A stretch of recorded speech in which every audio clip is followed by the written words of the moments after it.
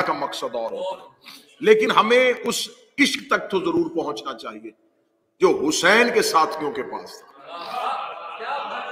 جو حسین کے اصحاب خاص کے پاس تھا، کہ آخر وہ کون لوگ تھے، وہ کہاں سے آئے ہوئے لوگ تھے، وہ کس سانچے میں ڈھلے ہوئے افراد تھے، انہوں نے اپنی زندگیوں کا نمونہ جو ہے اسے آنے والی نسلوں تک پہنچانے کے لیے کون سی ایسی تدابیر کی جو حسین ابن علی نے انہیں بلا لیا۔ بہت سی چیزیں ایسی ہوتی ہیں جو عشق اور محبت میں غلط العام ہو جاتی ہیں، جیسا کہ ہم کسی سے بھی پوچھیں کہ صاحب آپ کربلا کیوں نہیں جاتے، تو ایک جواب بڑا گھڑا ہوا جواب ملتا ہے، بلاوا نہیں آیا۔ یہ ایک ایسا جواب ہے کہ جو دینے والا معاذ اللہ یہ نہیں ہے کہ وہ کسی بنیاد پہ، وہ ایک عقیدے کی بنیاد پہ دیتا ہے، دعا کریں حسین بلا لیں، بس بلاوے کا انتظار ہے، ابھی بلاوا نہیں آیا۔ تو میں آج کی مجلس کا پہلا جملہ کہنے لگا ہوں، یہ جملہ اچھا ہے، مگر بلاوے کا انتظار کرنے کے لیے بندے کو حبیب ہونا چاہیے۔ ہاں اچھی بات ہے کہ آپ حسین کے بلاوے کا انتظار کریں، لیکن بلاوے کے انتظار کے لیے بھی حبیب ہونا چاہیے۔ حسین نے بھی ہر کسی کو نہیں بلایا، رعیت کا کام ہے آقا تک پہنچنا، امت کا کام ہے امام تک پہنچنا، پیاسے کا کام ہے کنویں کو تلاش کرنا، ہمارا کام ہے امام تک پہنچنا۔ اب آج گفتگو کا مرکز و محور ہوگا حضرت حبیب کی ذات۔ کون تھے یہ حبیب ابن مظاہر؟ اس کو آپ نے جناب حبیب کو اکثر مجالس میں مصائب کے عنوان سے سنا ہوگا، ایک سن رسیدہ، ایک ایسے ضعیف العمر صحابی جنہوں نے اپنی ضعیف العمری کے باوجود حسین علیہ السلام کے ساتھ جام شہادت کو نوش کیا۔ پہلا جملہ کہنے لگا اور سرکار آپ کی توجہات کی قدر۔ حبیب ضعیف العمر تھا، ضعیف العقیدہ نہیں تھا۔ بسم اللہ سرکار۔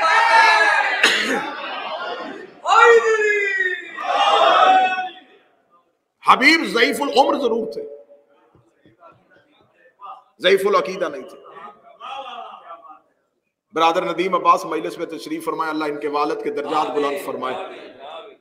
ضعیف العمر تھے، ضعیف العقیدہ نہیں تھے۔ کمر جھکی تھی، عقیدہ نہیں جھکا تھا۔ لفظ اچھا کر کے دوں، حبیب کی کمر جھکی تھی، سر نہیں جھکا تھا۔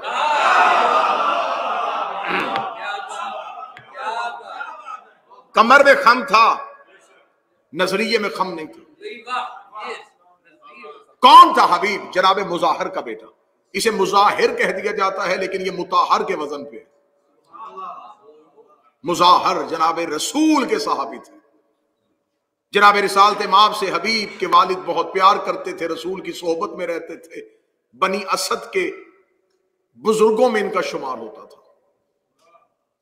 کوفے کی قدیم آبادیوں میں سے بنی اسد آباد تھے۔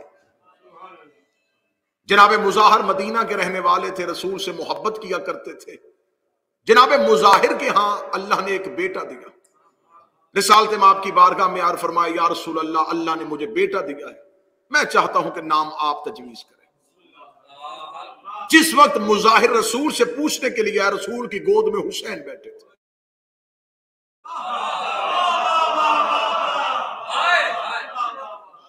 جناب رسالت مآب نے ایک دفعہ حسین کی طرف دیکھا اور حسین کی طرف دیکھ کے جناب مظاہر نے کہا، یا رسول اللہ، آپ اس نواسے سے بہت محبت کرتے ہیں۔ تو رسول نے ایک حدیث کہی، رسول نے کہا، میں اللہ کا حبیب ہوں، یہ میرا حبیب ہے۔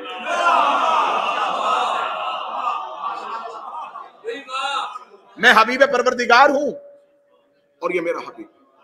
مظاہر نے کہا، پھر اچھا نہیں کہ میں اپنے بچے کا نام حبیب ہی رکھوں تاکہ وہ اس کا حبیب بنے۔ جناب حبیب کے والد نے ایک دفعہ رسالت مآب کی، اب یہ پوری تاریخ ہے جو میں مختلف کتابوں سے نقل کر کے آپ تک پہنچانے لگا۔ جناب حبیب کے والد نے ایک دفعہ رسول کی دعوت کی کہ یا رسول اللہ، آپ کھانا میرے گھر کھائیں، لیکن جب آپ کھانے کے لیے آئیں تو مہربانی فرمائیے گا شہزادوں کو ضرور ساتھ لیں۔ حسنین کریمین کو ساتھ. شاید منبر کی تاریخ میں پہلی بار یہ یوں حقائق آپ کے سامنے پڑھے جائیں، لیکن آپ کا تجسس مجھے وارے میں ہے، شک وارے میں نہیں.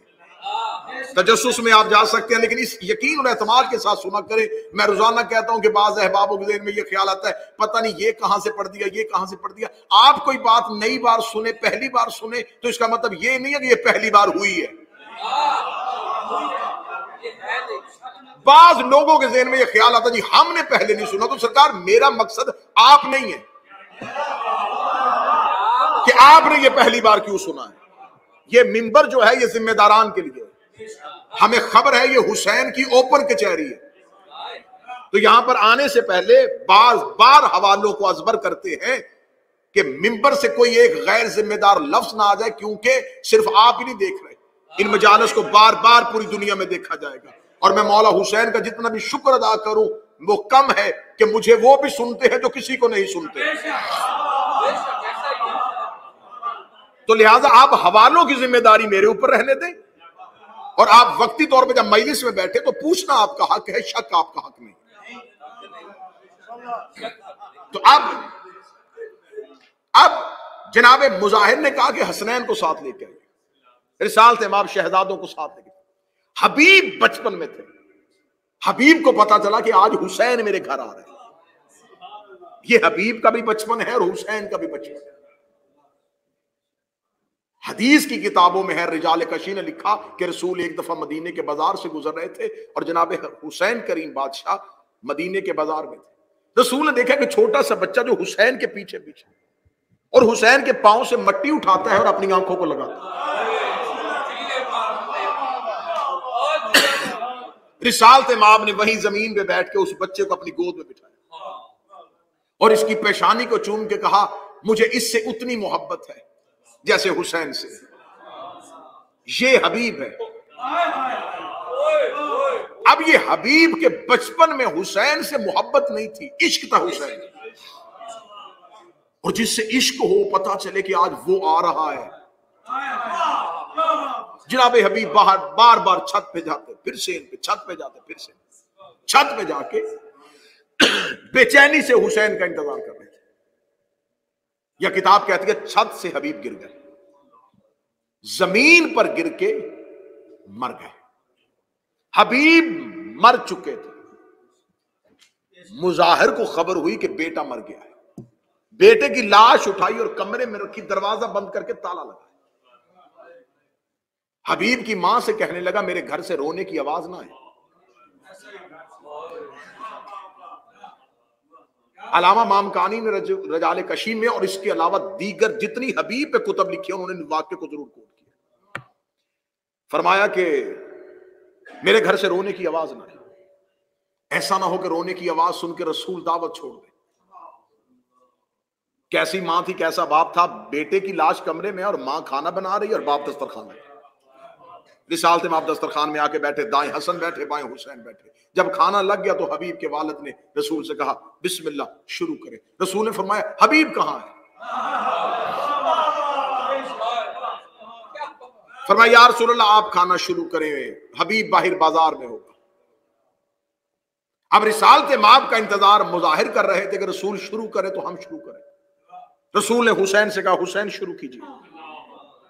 امام حسین علیہ السلام نے یوں دسترخوان کی طرف دیکھا اور مظاہر کی طرف دیکھا، جب تک حبیب آئے گا نہیں میں کھاؤں گا نہیں.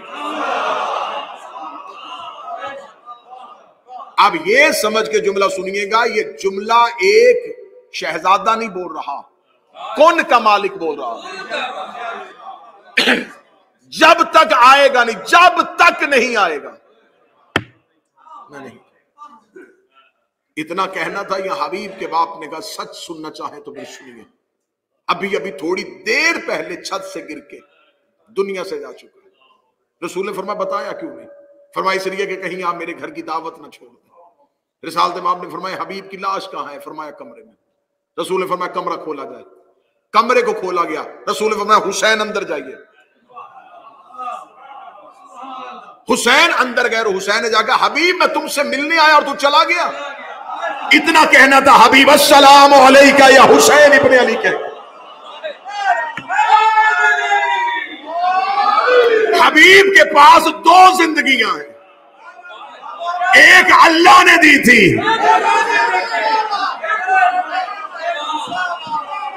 ایک حسین نے دیا۔ وہ بندہ بولے جو کربلا جا چکا ہے، جب کربلا جاؤ تو چاروں دروازوں میں سے جس دروازے کی طرف بھی حسین کے لیے ملنے کے لیے آؤ، تو آداب زیارت میں ہے کہ جاتے ہوئے زری سے الٹے قدم جایا جاتا ہے۔ حسین کی زری پہ جاؤ تو پہلے بھی حبیب کا سلام ہوتا ہے، واپسی پر بھی حبیب کا سلام۔ دو بار زندہ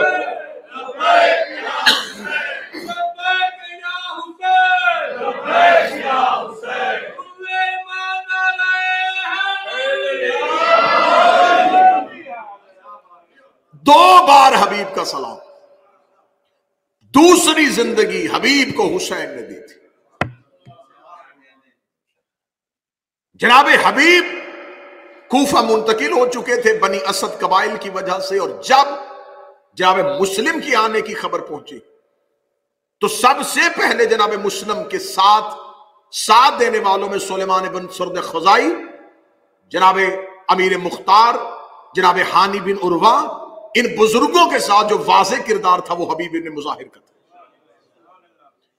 لیکن جب جناب ہانی کے گھر جناب مسلم کو مہمان بنا کے ٹھہرا دیا گیا تو جو کوفہ سے باہر نکل کے دیگر قبائل سے مسلم کی بیعت لینے کے لیے گئے تھے وہ دو سردار تھے، ایک مسلم بن اوسجا اور ایک حبیب ابن مظاہر۔ ان دونوں کو بھیجا گیا تھا کوفے سے باہر۔ جناب مسلم بن اوسجا کے لیے جناب مسلم بن عقیل نے کہا تھا کہ جس نے مسلم بن اوسجا کے ہاتھ پہ بیعت کی وہ سمجھے اس نے مسلم کی بیعت کی، جس نے مسلم کی بیعت کی اس نے حسین کی بیعت کی، جس نے حسین کی بیعت کی اس نے اللہ کی بیعت کی۔ جناب حبیب ابن مظاہر وقت شہادت مسلم بن عقیل کوفہ سے باہر تھے، جناب مسلم شہید ہو گئے۔ اب جناب حبیب کا کردار تاریخ بتاتی ہے کہ جناب حبیب اب کوفہ میں آئے اور کوفہ میں آ کے حسین ابن علی تک پہنچنے والے لشکر اور ان ٹولیوں کی سربراہی کرنی شروع کر دی۔ خبر پہنچی کہ حسین ابن علی مکہ سے نکل چکے۔ مکہ سے نکل کے پہلی منزل پہ آ کے حسین ابن علی نے ایک قاصد کو کوفہ کی طرف روانہ کیا، اور جو خط تھا اس خط کا عنوان، اس کا میں کیا حوالہ دوں، کتنی کتابوں کے نام لوں، میں ایک ہی حوالہ مستند دے دیتا ہوں۔ آج بھی کربلا میں حبیب کی قبر کے اوپر حسین کا وہ خط لکھا ہوا۔ اب آپ مجھے بتائیے کہ مجھے کتاب کا صفحہ بتانا ضروری تھا یا حبیب کی قبر کا کتبہ جو ہے اس کے اوپر آج بھی حسین کا خط لکھا ہوا۔ اس خط کے اوپر لکھا من حسین ابن علی الی رجل فقی حبیب ابن مظاہر، حسین ابن علی کی طرف سے ایک رجل فقی حبیب ابن مظاہر کی طرف۔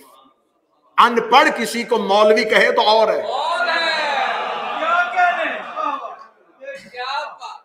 اور ایک مولوی کسی کو فقی کہے تو اور ہے، اور اگر دین ہی کسی کو فقی کہہ دے،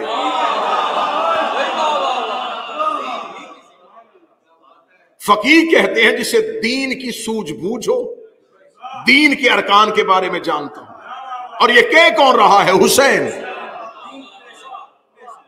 حسین ابن علی کہہ رہے ہیں رجل فقی۔ اب میں بتاؤں گا یہ رجل فقی کیسے صادر آیا تھا۔ جناب حبیب کو حسین ابن علی کا خط پہنچا۔ جب حبیب کو خط پہنچا تو حبیب بازار میں خضاب خرید رہے تھے داڑھی پہ لگانے کے لیے۔ قاصد نے آ کے بتایا تم میں سے حبیب کون ہے؟ فرمایا میں۔ فرمایا خط ہے حسین ابن علی کا۔ فرمایا میرے آقا مکہ میں ہے؟ فرمایا مکہ چھوڑ چکے، پہلی منزل پہ کوفہ آ رہے ہیں۔ کہتے ارادہ یہی ہے۔ حبیب نے وہیں پہ خضاب زمین پہ پھینکا۔ دکاندار نے کہا حبیب تو نے خضاب خریدا تھا زمین پہ کیوں پھینک دیا؟ فرمایا اب یہ داڑھی لہو سے تر ہو۔ اب آپ کو بتاؤں کہ حبیب کس منزل پہ فائز تھے، یہ منزل سنیے گا۔ میں اس وقت کا واقعہ پڑھنے لگا ہوں جب ابھی کوئی کربلا کے آثار نہیں تھے، بالکل امن کا زمانہ تھا، اور کوفے میں بنی اسد کی بیٹھک کے باہر حبیب گھوڑے پہ کھڑے تھے۔ یہ آباد کوفہ ہے اور حالات پرامن ہے۔ حبیب گھوڑے پہ بیٹھے ہوئے ہیں جب جناب میسم تمار سامنے سے آئے۔ میسم بھی گھوڑے پہ سوار، کہاں؟ کوفے کا چوک، بنی اسد کی بیٹھک، حبیب اپنی سواری پہ۔ سامنے سے میسم کی سواری ہے، میسم کی سواری کا آنا تھا. حبیب کہتے میرا سلام ہو اس شجاعت ترین جوان پر جس کے سر کے بال گھنگریالے ہیں اور اسے ان قریب محبت علی میں سولی لٹکایا جائے گا. یہ جملہ کون کہہ رہا ہے؟ حبیب کہہ رہے ہیں. کس کے لیے کہہ رہے ہیں؟ میسم کے لیے کہہ رہے ہیں. حبیب نبی نہیں تھے،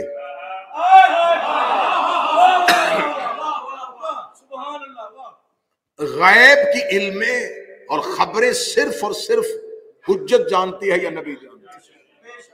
حبیب نے کہا کہ ان قریب میں سلام ہو اس جوان پہ جسے ان قریب سولی لٹکایا جائے گا. اب جسے کہہ رہا تھا وہ بھی میسم تمار تھا. میسم تمار نے کہا میرا بھی سلام ہو اس جوان کو جس کی دو زلفیں ہیں، عشق میں قوی ہے اور اسے محبت حسین میں اس کے سر کو کوفے کی بازاروں میں پھرایا جائے گا.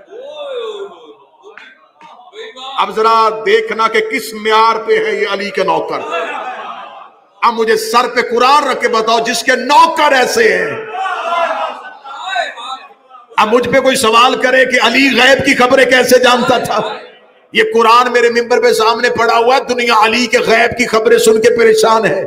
ان کے گھر کے جانور بھی غیب پہ جھانک لیتے تھے. اگر کوئی بندہ کرو حیرانگی یہاں سے نہ لے کے جانا، میں آسان ترین حوالہ دے دیتا ہوں.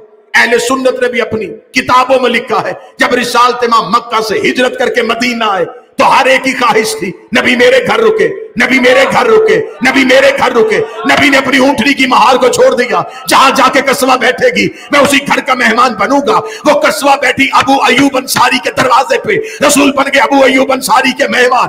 اس کا مطلب رسول نے قصوہ کے انتخاب کو اپنا انتخاب سمجھا یا پھر انتخاب محمد کو قصوہ سمجھتی تھی، اونٹنی سمجھتی تھی کہ محمد کہاں بیٹھنا چاہتے ہیں. جب ہم نے علماء سے پوچھا یہ اونٹنی کا فیصلہ نبی نے مانا ہے یا نبی نے اونٹنی کے فیصلے کو سمجھا ہے یا اونٹنی نے نبی کے فیصلے کو سمجھا ہے؟ کہتے ہیں یہ اونٹنی نبوت کا مزاج سمجھتی تھی. ہم نے کہا یہ تو جانور ہے. کہتے بے شک جانور ہے لیکن اس کے پشت پہ نبی بیٹھا کرتے تھے، نبی بیٹھا کرتے تھے، نبی بیٹھا کرتے تھے.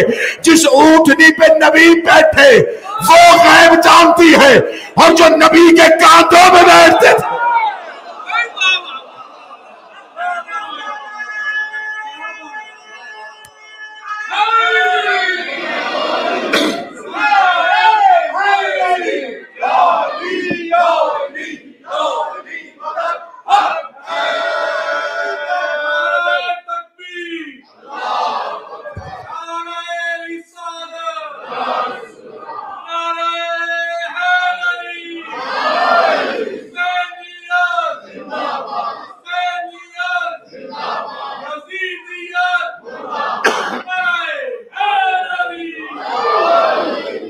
متوجہ صاحب، جناب میسم تمار نے کہا میں سلام ہو میرا بھی اس مرد مومن پہ.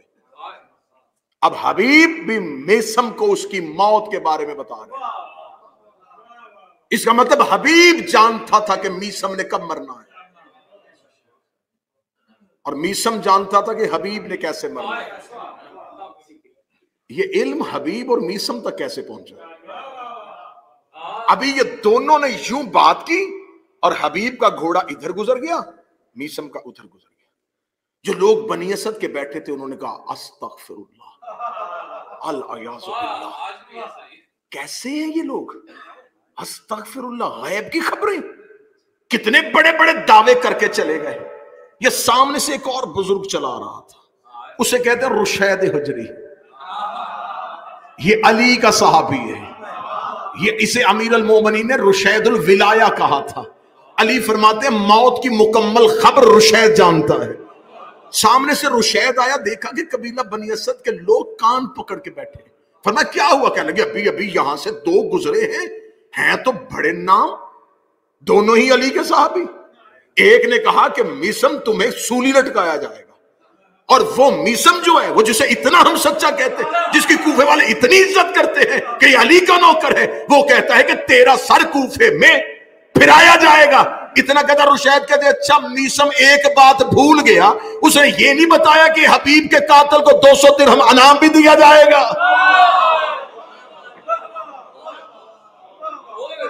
اس نے یہ نہیں بتایا کہ حبیب کے قاتل کو تو 200 درہم انعام میں بھی دیا جائے. اس کا مطلب ہے یہ علی کا ہر نوکر سمجھتا تھا کہ جانا کہا. اب جناب حبیب کو جب خبر پہنچی تو اب حبیب پہنچے ہیں حسین ابن علی کی طرف. خط کے ساتھ بلوائے گئے. رجل فقیہ کہہ کے حبیب کو بلوایا گیا. جناب مسلم بن اوسجا اور جناب سعید بن عبداللہ یہ دونوں ہم رکاب حبیب ہیں. یہ دونوں اکٹھے پہنچتے ہیں.